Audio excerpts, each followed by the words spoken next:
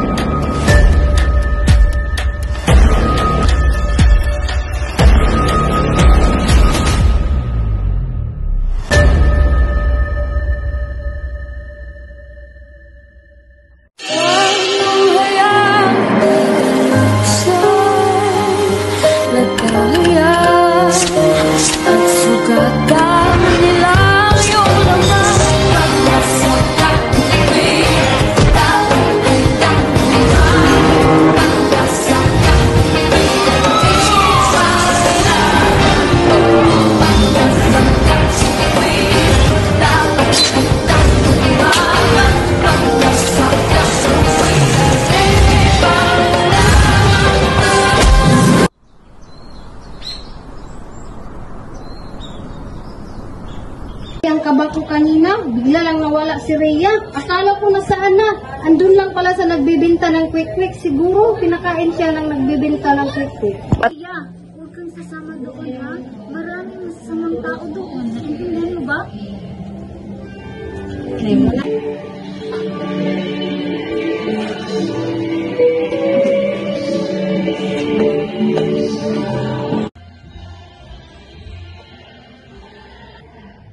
Mama! Nawawalan naman si Rhea. Tara, hanapin natin siya. Wala. Tara, hanapin natin. Nakita mo ba ang batang ko? Nawawala kasi siya. Hindi kasi siya nakapagsasabi. Hindi eh.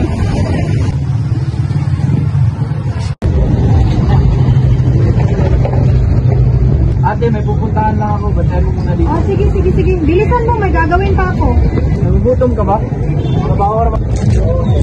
Kasagad. Iya, punta tayo doon. Iya, tingnan mo. Ang ganda-ganda dito. Samahan mo muna ako sa CR. Ihingi na kasi ako eh.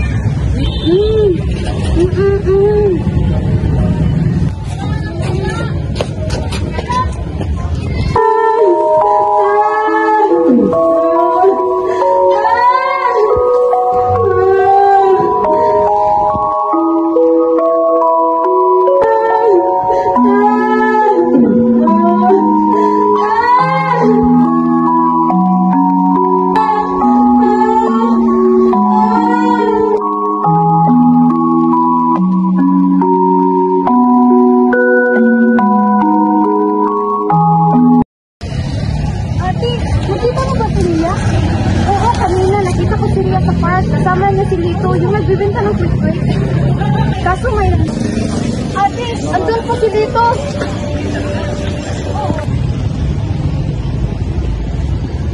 Ayok na! Anong ginagawa mo sa aking anak? Anong ginawa? Wala naman akong ginagawang masama. Ayok ka! Mabubulok ka sa kulungan!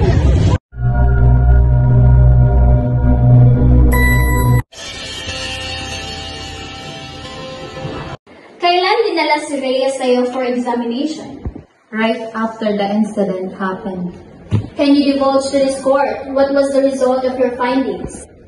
Based on the results of the examination, there was a sperm found in the vaginal canal and cervix of the patient. It also shows signs that she had sexual intercourse prior to the checkup. May narinig kang umot, tama? Pumunta po ako sa CR ng sinihan para umihi. Ngunit nung papalapit na ho ako, may narinig po akong malakas na ungol. Masama ho yung kutob ko, pero sinilip ko ho.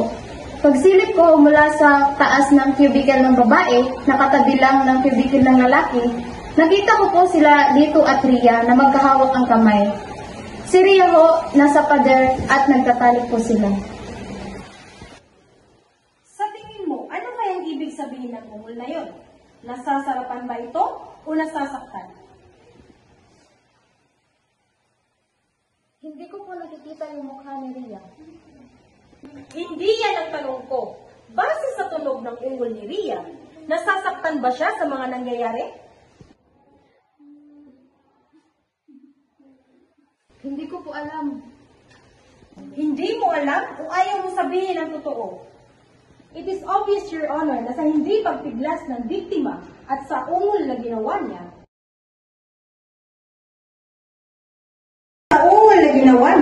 gusto niya ang nangyayari sa kanila ng aking kliyente. Bingi at Pipi ang anak ko. Hindi siya nakarinig, hindi rin siya nakakapagsasalita.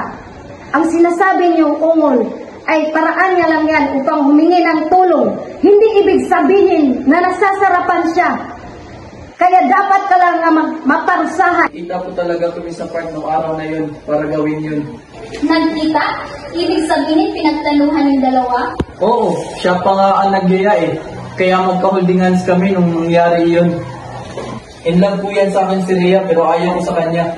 Kaya nga pagkatapos na, nagpabayad pa nga siya sa akin eh. Oo, alam kong bingi at pipi siya.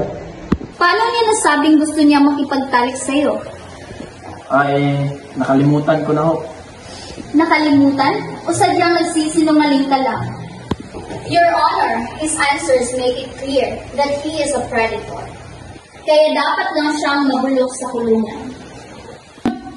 The accused Lito Cuanco is guilty beyond reasonable doubt for the crime of rape and is hereby sentenced to the penalty of reclusion perpetua.